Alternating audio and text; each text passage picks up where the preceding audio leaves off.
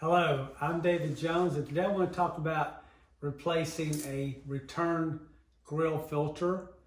All AC systems have returns, folks.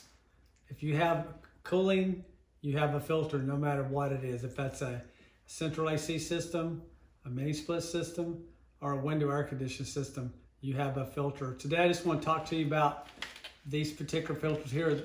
This customer uses MERV filters.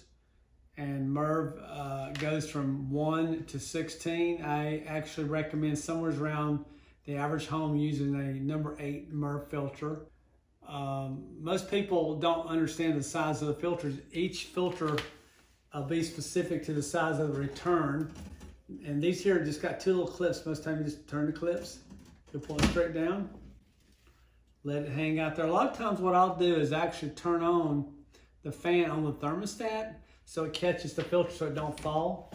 So this customer here, she has an 18 by 18. So you'll pull out your old filter and you'll look at the size, okay? She's just going to replace hers with an 18 by 18, same thing. And the reason I got this, all filters are not the same. There's 100 different size filters out there. There's everything from 10 to 10 to 20 by 30, okay? So just make sure you know the size filters. One thing I want to point out, and probably the most important thing to point out, is you have an arrow pointing in the direction of the airflow. The arrow always points toward the equipment, toward the indoor air handler, okay? The second most important thing is to date the filter. You always want to put today's date on your filter. And most filters, if you look at them, they'll even have a place to put them.